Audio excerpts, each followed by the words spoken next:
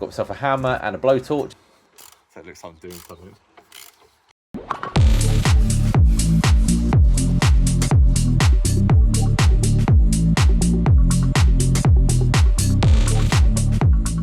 Hello and welcome back to the Kilohertz Mercedes channel, and I hope you're all safe and well.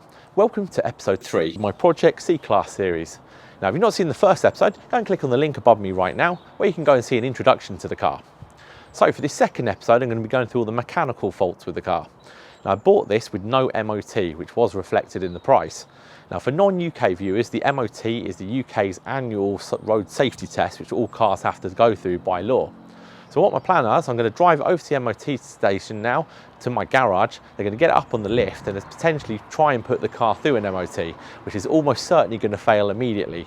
But they should be able to give me a full list of everything that's wrong with the car, full audit, I guess, and hopefully there's nothing too serious or anything that potentially could jeopardise the entire project. So let's go and see how I get on. Okay, so welcome to my car's maiden voyage. Now, the most noticeable thing immediately is the parking brake error, which is red on the dash, and of course the constant beeping.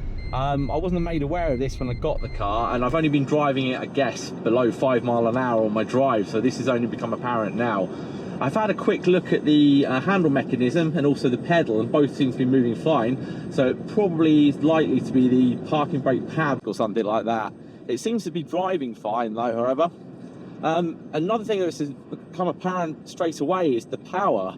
Now I did have a little nosy around in the engine bay before I did this trip, and I can see that I've got some kind of tuning box. Don't know offhand what the power should be on this, but it does feel quite pokey. Otherwise the steering is slightly loose, and I'm sure I can hear some kind of little knock over this beep, which probably is reflected in, I guess, the control arm or something's wrong with it. Otherwise though, the heater has come on. It's a bitterly cold January day. It has eventually come on, so it's quite fairly warm now. All the electrics seem to be working okay. The brakes could be a little bit better. Obviously I am kind of spoiled by having the SL, having 6-point calipers. These are never going to be as good, but judging by close inspection, it probably seems like I do need some new pads, if not some new discs. Otherwise though, all seems to be okay. No errors on the dash. Apart from obviously the parking brace. So yeah, let's see how I get on at my MOT centre. And of course it failed immediately, no surprises there. Now luckily it only failed on what the seller of the car had actually mentioned to me for the most part, and there were no major horrors awaiting me. The garage did also have a quick look over the car and actually commented on what a bargain had bought, so happy days with that respect. So looking down the list of failures, all appear to be suspension related, apart from the headlight aim, which is an easy fix and we won't concentrate it in this video, as well as the parking brake failure. Now we already know about that with the beeping of course, so we'll do a full investigation on this.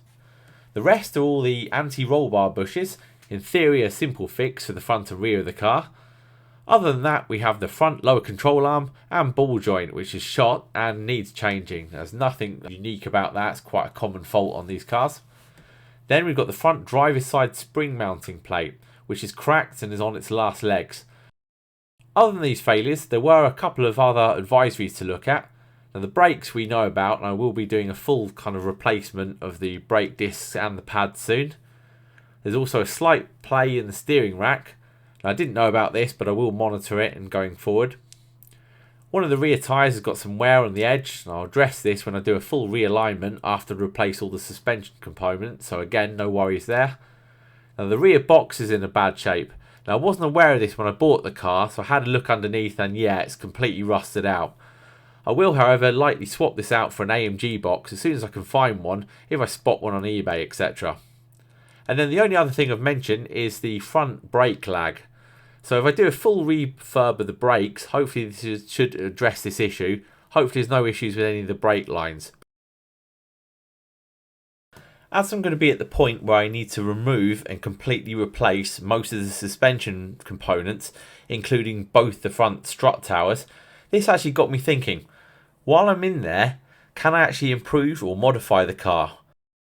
Now a quick look online shows that IBAC do a full lowering spring kit for the S203 C-Class. This kit lowers the overall car 3 centimeters all around and will make the car look fantastic. So, with brand new struts all around, as well as brand new lowering springs, the car is not only going to handle amazingly, even better when the car was brand new, it's also going to look great, sitting lower with a much improved stance. Definitely a worthwhile investment in the car. Okay, so it's now time to actually get some work done on the car.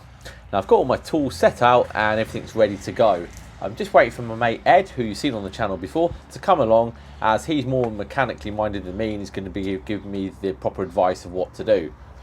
So I've got myself a set of brand new Sachs front suspension or dampers, which are going to be fitting those today. To go with that, I've got myself a new lower control arm and ball joint. And then we've also got a set of new bushes, front and rear. And then, just in case you get any problems with the bolts, I've got myself a hammer and a blowtorch as well. And of course a copy of the Haynes manual for this car, just in case we get stuck at any point. Yeah, so I'm going to be getting to... oh, sorry, I've just kicked the back of the toolbox. But yeah, we're going to get started today, and hopefully it shouldn't take us too long to do this, but I'm expecting some issues. And then just to show you around the back, I've removed all the trim, which wasn't too difficult, just to get access to the rear strut towers. Now, this wasn't too difficult once you know what you're doing, but I can access the top mounts on both sides there.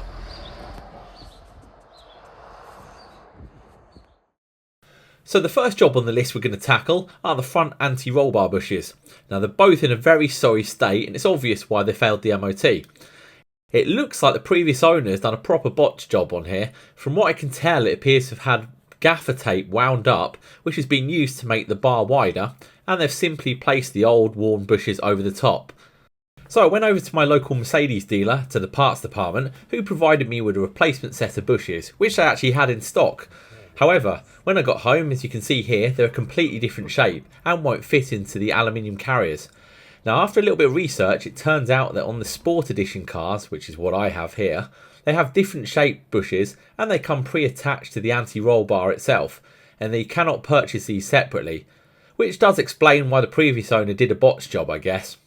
Now, looking at the aftermarket for replacements, only Powerflex sell a replacement set, which are going to be way too hard for the intended use for my car.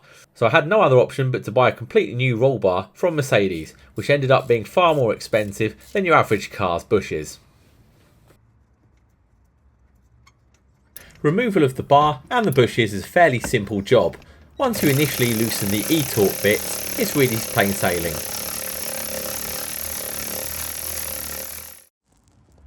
So yeah, you can see here both side by side, the old and the new.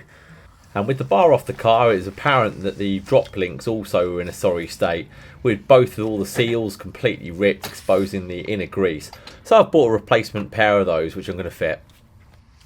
You can also make out the new anti-roll bar bushes attached to the bar, and for some reason they seem to paint over them at the factory, which is kind of pointless really, because they're rubber and all the paint just cracks off. And a short while later, it's all back together with the new roll bar in place. And the trouble is, with it being gloss black, it does look like something's been dripping on it, like I've got an oil leak or something.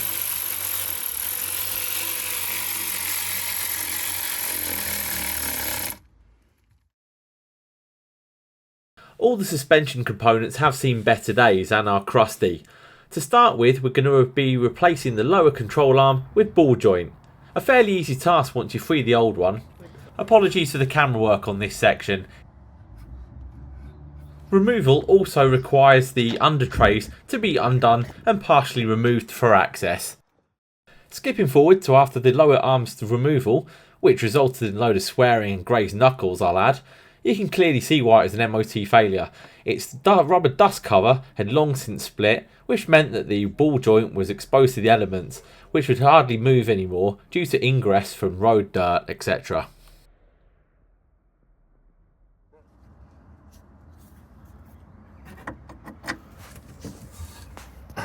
This is always a pain. You can't see the hole, so I don't know when it's lined up. You buy an OEM part and you have to modify it to get it to fit the damn car. It's like, okay. It's bloody tricky, this one.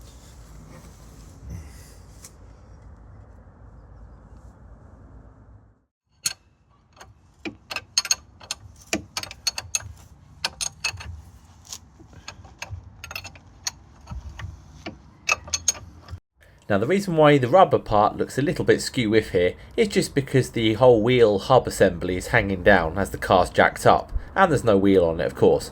As soon as it's level it'll settle down and look perfect.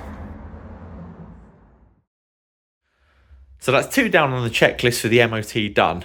And then the main part which is still left to do with the front suspension. Unfortunately I didn't really get too much footage of this apart from what you're seeing on screen now. Ed having a bit of a laugh with the joking about the potential danger of these springs. Now what I'm referring to is the fact that the MOT failure was on the driver's side, and just look at the bottom of the spring mount. There's a huge crack all the way through it. I believe there may even be a crack on the actual spring. Now if you know anything about compressed springs, you want to avoid kind of going anywhere near these. They're kind of like a ticking time bomb really, especially in this state. The amount of potential energy that's compressed in these, they could, you know, take your face off or worse. So what we were originally planning to do is actually building up ourselves the replacement struts and springs, the lowering springs. Unfortunately Ed's spring compressor wasn't quite big enough to get over the kind of the lips here, and we were trying to film this at the same time, which didn't really go to plan. So what we agreed to do is actually take them down to my garage who are doing the MOT. And here they've just come back now, and look at these two, don't they look fantastic? So you've got the IBAC lowering springs and all the new suspension dampers sorted there.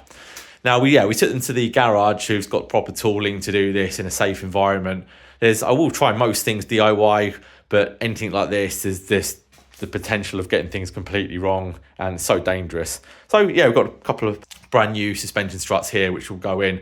Now I was going to actually include them in this video, but I think what I'll do is put them in episode 4. I'll fit these as well as sort out the rear suspension, and hopefully we should be at the point where we can get the car MOT'd and back on the road once again. But yeah, just look at the state of those. You can tell that the car did do 173,000 miles with these on, and yeah, they're looking in a real sorry state, and these should probably outlive the car in fact. So yeah, this project is taking a little bit longer than I originally anticipated. But you have to remember it's the first time I've ever done anything on this scale by myself. We are making slow progress, but it does feel like it's kind of 1 step forward and 2 steps back, which is inevitable for any kind of project, I guess. Now if you do want to see episode 4 when I release it and you haven't done already, consider clicking on that subscribe button as well as the bell icon so you're notified as soon as uploading new videos and content. If you enjoyed this video, please give it a thumbs up, which does help the channel grow. And if you reached it to this point in the video, thanks a lot for watching. Until next time, cheers.